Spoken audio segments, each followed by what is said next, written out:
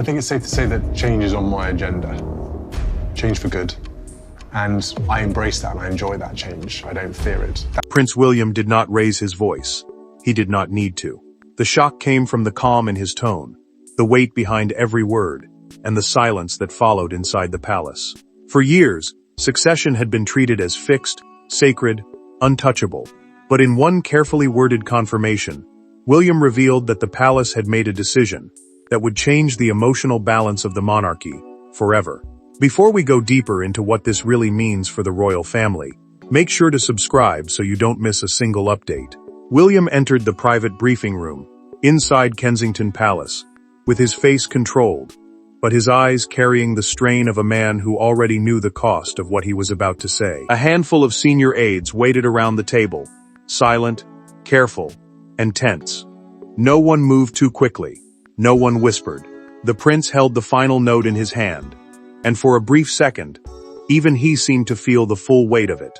The Palace Succession Council, a private decision-making group created to guide the royal family through sensitive questions about future authority, had approved a transition framework. That framework, meaning a planned shift of duties and influence, placed William at the center of immediate future royal authority, while Charles stepped back from several internal succession decisions. It was clear, it was specific, and it was devastating. William knew those words would wound his father. He knew Charles would hear more than policy in them. He would hear doubt. He would hear pressure. He would hear the palace quietly admitting that the monarchy could no longer drift through hesitation, private tension, and divided influence. Still, the future king did not soften the confirmation. He paused only once, right before saying the words, "For the stability of the crown." The crown, meaning the monarchy itself and everything it represents, had suddenly become the reason a son had to step forward, before his father was ready to step aside from certain decisions. One aide looked down at the table when William spoke, because that pause said what no official sentence could say. This was not victory. This was pain dressed as duty. Charles received the confirmation in a sealed palace note, and the king read it twice, before setting it face down without a word. The monarch did not shout. He did not summon anyone. He simply stared at the table, as if the silence around him had become heavier than the decision itself. Camilla had not been present in the closed-door meetings that shaped the framework, and that absence was not accidental. It was the first sign that someone had fought to stop William before he confirmed the truth. And as he walked away from the briefing room, the question inside the palace was no longer whether the decision was real, but which royal heart it would break first. Every succession decision has names attached to it, but this one had wounds attached to it. William stood at the center of the storm. Charles faced the humiliation of being quietly overruled. Camilla saw the walls closing in around her influence, and Catherine understood that her husband had stepped into a role he could never fully escape again. This was not paperwork. This was family pressure turned into palace policy. William had been alone before the confirmation, and that loneliness followed him like a shadow. He adjusted one cuff, read the final statement again, then took one deep breath before entering the room where duty would become impossible to hide. The final statement mattered because it did not simply describe a change in schedule or ceremony. It confirmed a shift in succession authority, meaning the power to guide sensitive decisions about who carries royal responsibility next. For the prince, that meant stepping closer to the center of the monarchy while still trying not to look like a son pushing past his father. For Charles, it meant something even more painful. The king understood that stepping back from internal succession decisions would be read as weakness by some and necessity by others, and both truths cut him. Camilla felt the blow before anyone explained it. She learned that the decision had been finalized without her presence, and her anger did not explode at first. It hardened. The queen consort sat still, asking only who had signed off and who had been in the room. When the answer came, her silence became colder than any accusation. Camilla had spent years building influence beside Charles, and now that influence had been judged too dangerous near the monarchy's next chapter. That mattered because palace power often depends less on title and more on access, and access had just been taken from her. Catherine watched William after the confirmation, and she saw what others missed. The prince did not look victorious. He looked drained, as if every word had cost him a private piece of peace. Catherine moved closer, not to celebrate him, but to steady him. She understood that the future king had gained authority at the exact moment his family had lost trust. That contrast made the decision feel even heavier. William had succeeded in protecting the crown, but the success looked like suffering. Anne had urged William to accept the responsibility before the palace fractured further, and she had done it in a private family conversation that left no room for illusion. Edward had quietly supported the transition framework because he feared discipline was slipping inside the family, and he knew hesitation could become public damage. Anne saw the danger early. Edward recognized the cost, yet both understood that the emotional fault line led back to one earlier moment, one private incident that forced the palace to choose order over comfort. Before the confirmation became a palace earthquake, it began as a single private rupture that no one inside Windsor could forget. The palace did not arrive at this decision in a single morning. It began weeks earlier, behind closed doors, during a private Windsor dinner meant to calm tensions and restore unity. Instead, that evening became the trigger everyone later whispered about. The chair scraped back. A sentence landed too sharply. Charles went silent. William looked across the table, and from that moment, the old arrangement began to collapse. Charles had wanted the dinner to feel like a reset, but the king could feel strain moving beneath every polite word. Camilla sat beside him with a fixed calm, while William kept his voice measured, and Catherine watched the room with the quiet focus of someone sensing danger before it arrived. Anne had come prepared to listen, not to comfort anyone, and Edward carried the stillness of a man who already feared the family was losing discipline. The Windsor Unity Dinner, a private family meeting meant to rebuild trust and settle tension, mattered because it brought every pressure point into one room. Succession planning, meaning the careful preparation for who carries royal duties and authority in the future, had become more than tradition. It had become a test of whether the monarchy could survive divided loyalties. Camilla broke the fragile peace with one question. She challenged William's growing role in succession planning, and asked whether he was being placed above Charles, before the family was ready to admit it. The queen consort did not shout, but her words struck hard, because they touched the deepest fear in the room. William stayed controlled, yet Catherine saw his hand tighten around the stem of his glass. The prince heard more than suspicion. He heard a warning that his duty could be painted as ambition. Catherine understood instantly why that mattered. If William looked hungry for authority, even for one moment, the very decision meant to steady the crown could tear the family apart. Charles looked from Camilla to William, and the silence that followed became the moment everyone remembered. The king wanted to defend his wife, but he also knew his son had become the one figure the palace increasingly trusted to hold the next chapter together. Anne finally cut through the room, with a warning so cold, it left no space for comfort. She said, in a documented private family account later recorded by a senior household aide, that the crown could not be guided by personal resentment when national continuity was at stake. Anne did not soften it. She forced Charles to hear the truth, and she forced Camilla to understand that influence had limits. Edward later told William, in a private conversation, that the dinner had exposed something larger than family tension. The monarchy now had competing centers of influence, and the prince had to choose whether to step forward or let that rivalry harden. Edward feared delay. William feared the cost. But Camilla had already demanded the question no one could bury again, and that dinner led directly to the confrontation, where she and the future king finally stopped speaking through silence. The palace could survive whispers, but it could not survive the confrontation that came when Camilla demanded answers face to face. When Camilla entered the private sitting room, she already knew the answer. She had seen the aides avoid her eyes. She had heard the change in tone when William's name was mentioned, but she wanted him to say it. She wanted the prince to admit that the palace had moved without her, that decisions once made around Charles were now being shaped around William. And William did not step back.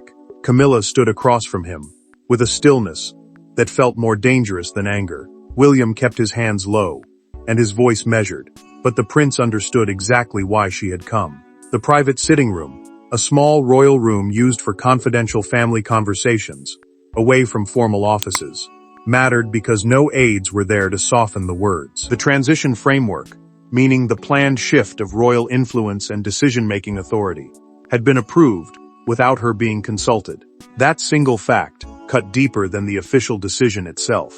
Camilla had not merely been left out of a meeting. She had been shown that her closeness to Charles no longer guaranteed closeness to the Tsar, machinery of the crown. William told her the decision had been made to protect the monarchy from internal confusion, and the words landed like a locked door. The crown, meaning the institution of monarchy, and the duties surrounding it, could not afford two centers of influence pulling in opposite directions. Camilla heard the meaning behind his restraint. He was not accusing her openly, but he was telling her that the palace had judged her presence too disruptive, near the next stage of succession.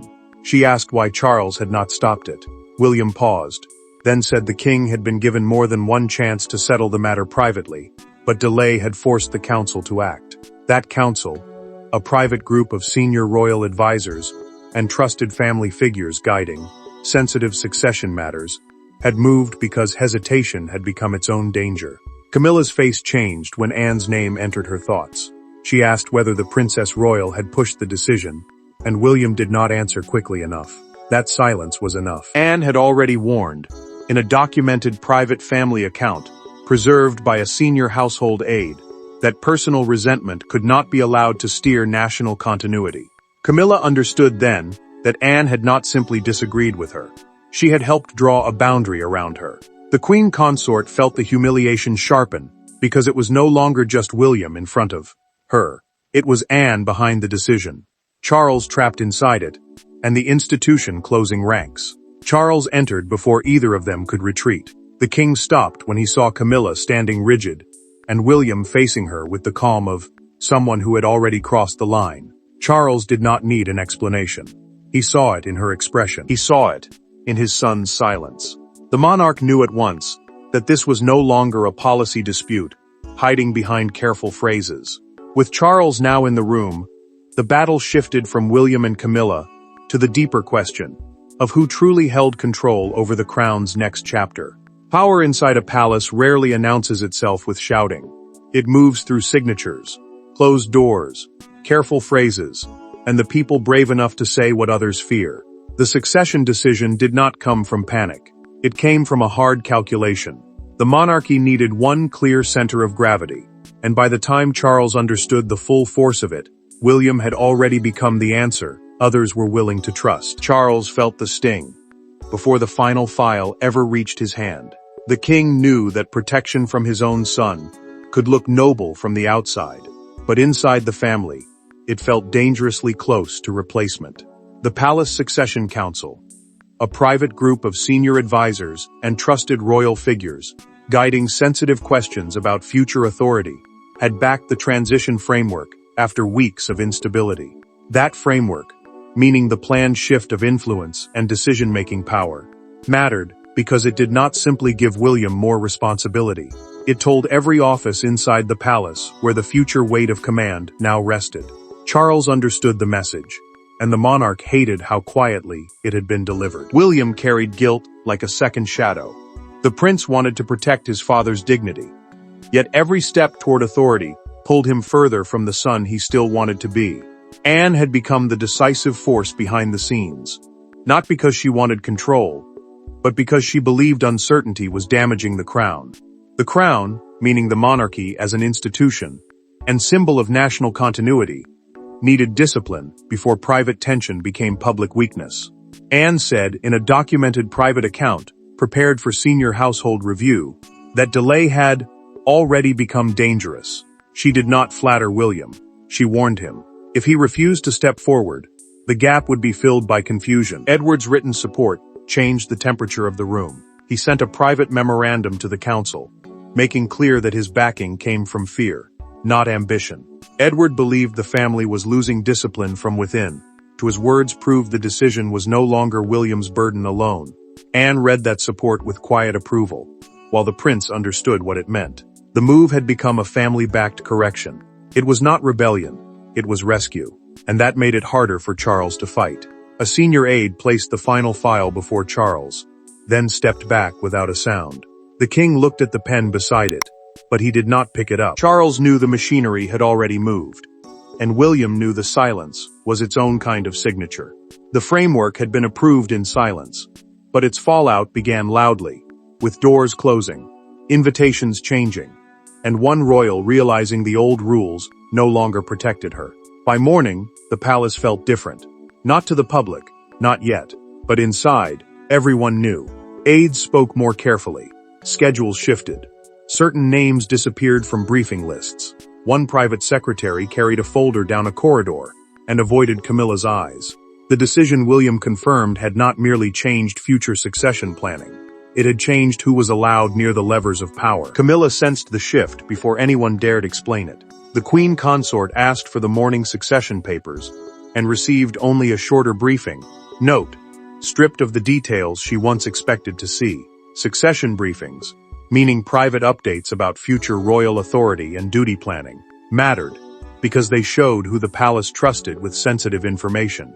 Internal access channels, the controlled routes through which royal offices receive confidential updates, had been quietly changed overnight. Camilla understood the message.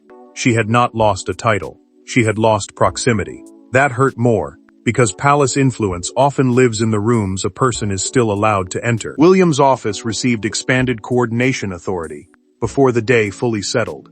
The prince did not celebrate it. He looked at the new schedule, then looked away, as if the paper itself carried blame. Crown continuity, meaning the careful planning that keeps royal duties stable during uncertainty, had now moved closer to his control. That mattered, because it gave his team power to coordinate future decisions without waiting for every private tension around Charles to be settled first. William knew the change protected the monarchy, but the future king also knew every new responsibility made his father look smaller in the eyes of those watching. Charles learned of the access changes with a face that gave away too much. The king felt anger first, then shame, because the system now reflected doubts he could not publicly challenge.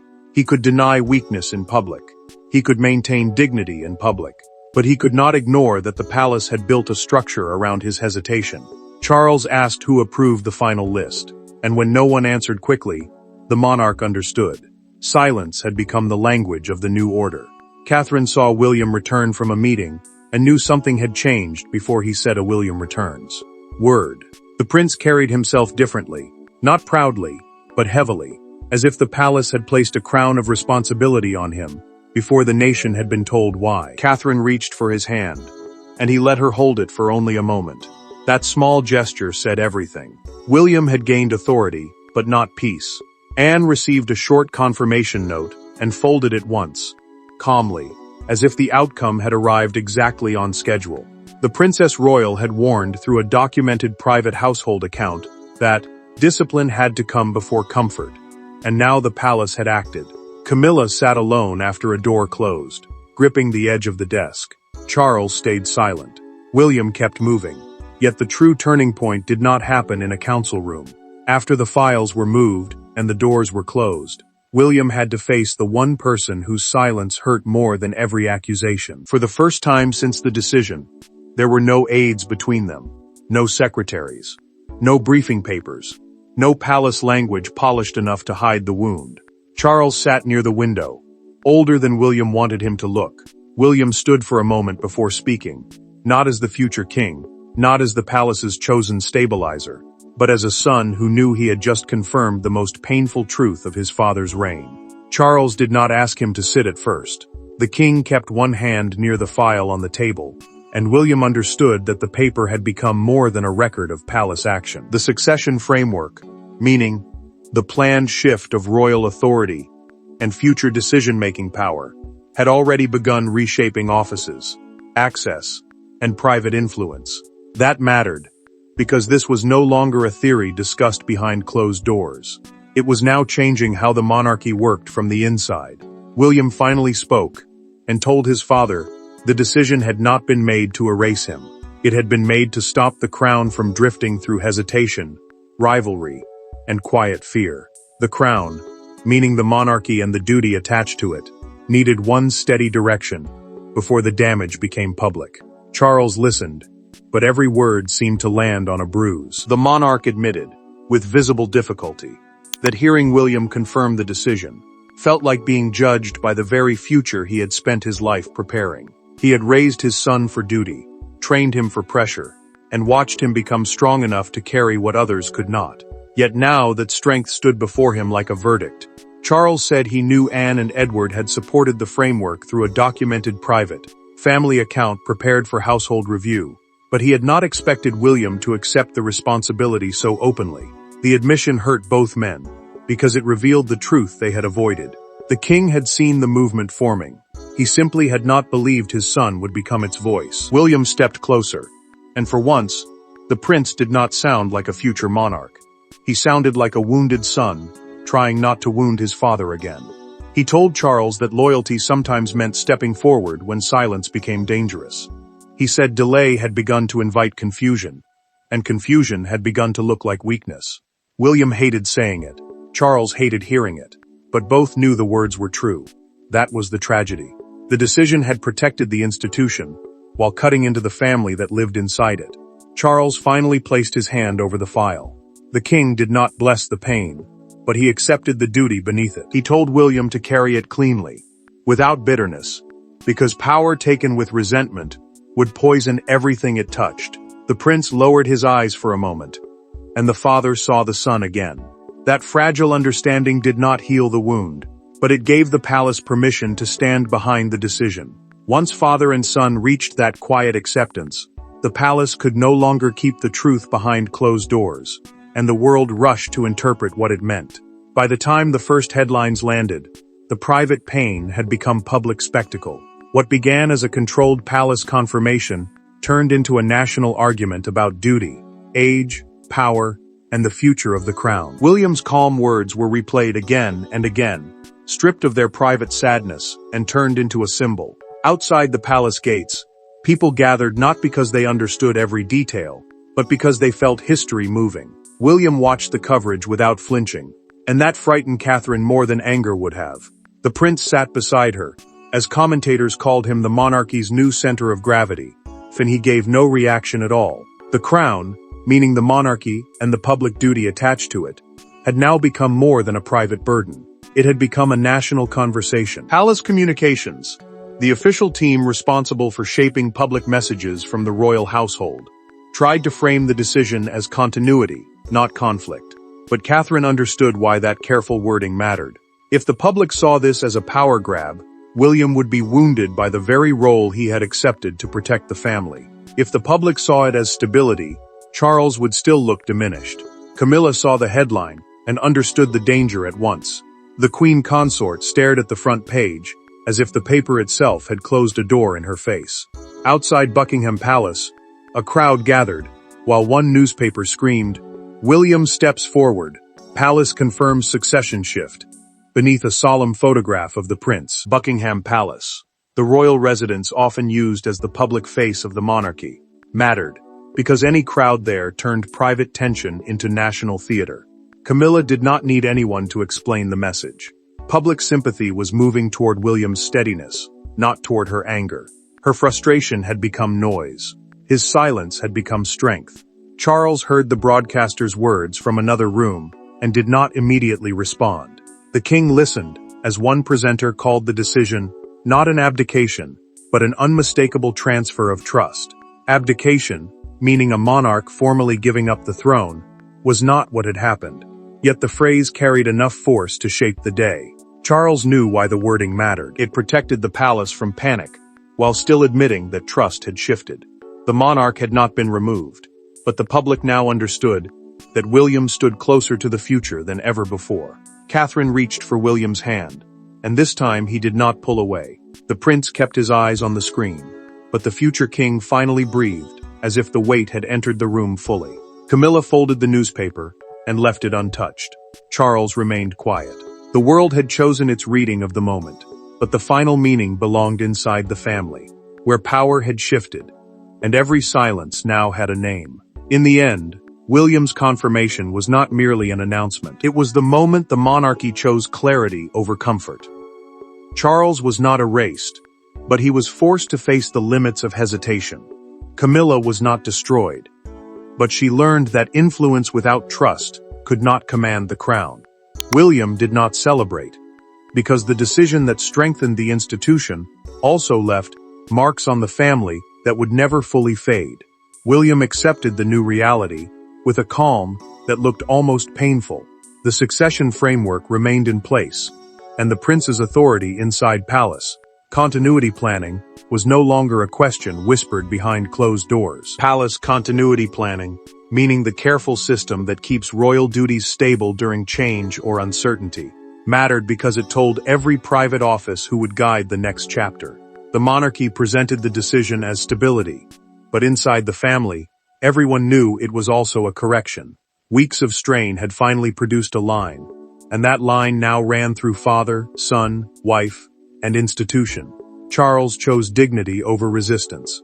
The king could have fought the arrangement, delayed it, or turned William's confirmation into a private war, but he understood the danger. Fighting his son would weaken the crown, and the crown, meaning the monarchy and the duty it carries, could not survive another visible fracture. Charles accepted the new structure with wounded pride, not because it did not hurt, but because he knew the pain of yielding was smaller than the damage of open conflict. In that choice, the monarch lost a measure of control, but he kept the one thing still left to protect: the dignity of the throne. Camilla withdrew from the center of succession influence, with anger still burning beneath her silence. The queen consort had not been stripped of rank, yet she had been pushed away from the rooms where the future was shaped. That mattered, because influence without access becomes fragile, and fragile influence cannot command loyalty. Camilla understood the institution had drawn a line she could not cross.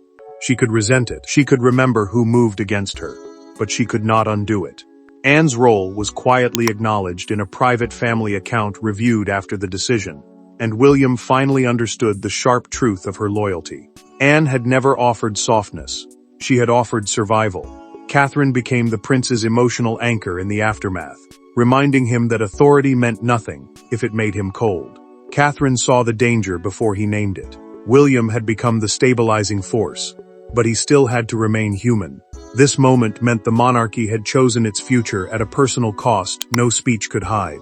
William became the steady hand. Charles became the monarch who yielded for continuity. Camilla became the cautionary figure of influence without institutional trust.